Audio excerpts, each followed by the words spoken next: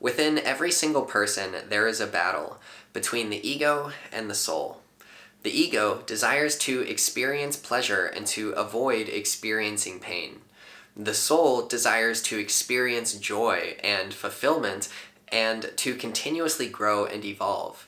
And their desires are often in conflict. The ego is always chasing after pleasure through things like food, entertainment, social recognition and validation, sex, drugs, and various other forms of stimulation and distraction. And it's often pursuing these things to avoid being with the challenging, uncomfortable, or painful aspects of human life. But for anyone that has constantly chased after pleasure or pursued that path of always chasing after one pleasure after the next, they begin to realize how unfulfilling that ultimately is and how often they act against their better judgment and knowing. For example, in the case of someone that is always chasing after pleasure through food, they'll begin to eat food that is unhealthy or harmful to them, or they'll eat in a way that is unhealthy or harmful to the body. And even though there is this deeper knowing within them that knows that it's unhealthy, that knows that it's harmful, they continue to act in that way because they're only pursuing pleasure and trying to avoid discomfort and pain. The challenge is with pleasure that it's temporary. And so that experience that we were craving for, once we have it, it's gone in a moment, and then we're left chasing after the next pleasure, and the next pleasure, and the next pleasure, and often at the expense of our health and against our better judgment. So the more that we act against this deeper knowing within us, the more it begins to eat at our soul and deteriorates our soul, and the more empty that we feel.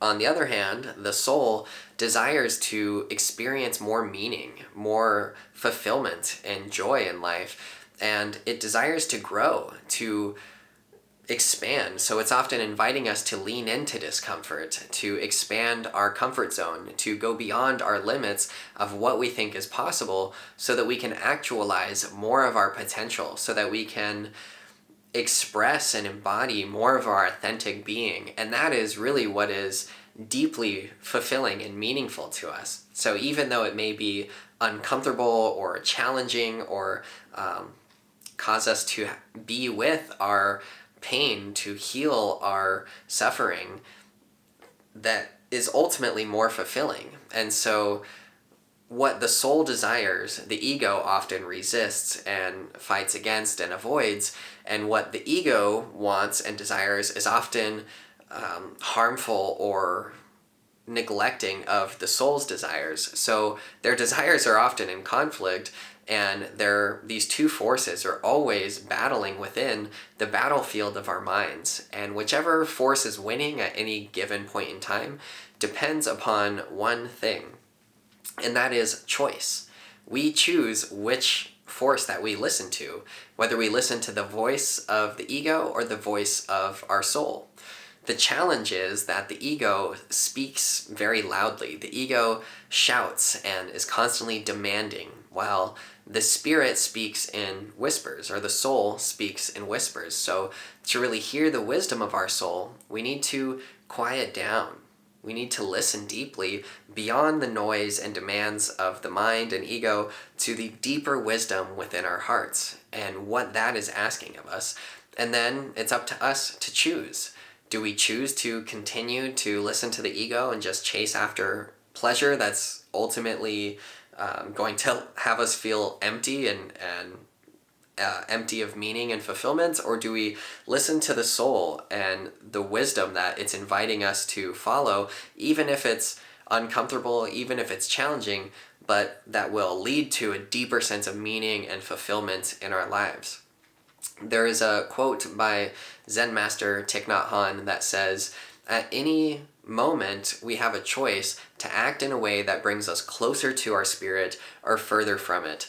And really, it is our choice. We choose which voice we listen to. So to hear that voice of the soul more clearly, we need to really listen deeply within ourselves. we need to take time to quiet down and to hear what is truly present in our hearts. Because within us, we know there's a deep knowing in our soul that knows what is the right action for us. And whether we honor that or not depends upon which voice we're listening to.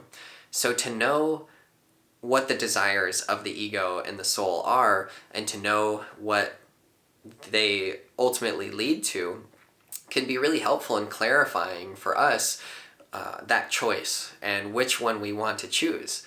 So I invite you to recognize within yourself, which voice have you been listening to, and which voice do you want to listen to? And it's important to recognize that pleasure is, like, wanting pleasure, to experience pleasure is not bad, and wanting to avoid pain isn't bad either. It's very natural. The problem is that if we're always chasing after pleasure and we're always avoiding pain, then we're get caught in this cycle of just clinging to comfort and avoiding discomfort. And the issue is that we grow through discomfort. So it's not about not experiencing pleasure, but more so enjoying pleasure when it's here and not chasing after pleasure. And when discomfort or challenge is here, learning from it and growing through it, not resisting it and fighting against it. So our soul's wisdom knows what is harmful or dangerous. So it's, of course, appropriate to avoid something that's truly dangerous. But if there's something that's just challenging and that maybe is uncomfortable but is a source of growth for us, we can lean into that to know that it's going to lead to our growth, instead of just avoiding all discomfort and clinging to comfort, clinging to comfortable patterns, and clinging to pleasure. There are two very different ways of being. And so, of course, we're not going to be perfect and always listen to the soul 100% of the time. There will always be times where we give in to the demands of the ego against our better judgment. And when that happens, it's important for us to, for one, be kind to ourselves, to be forgiving of ourselves, and also to recognize the effect that that has.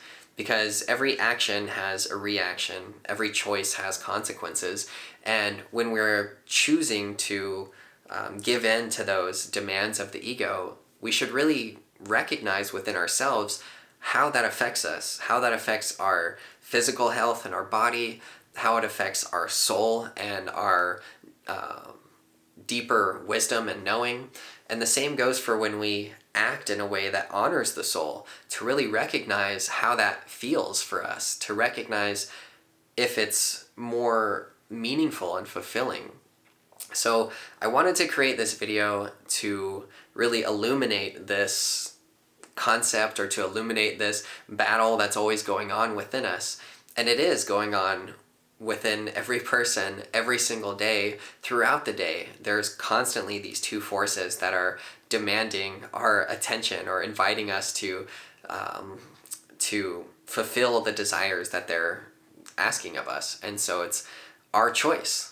We choose, and that's really the ultimate point of this video, and the thing to recognize within yourself is that you have the power and the freedom to choose which force that you listen to, and whichever one you listen to is going to have an effect on your life. So try to make the choice that is most fulfilling to your soul.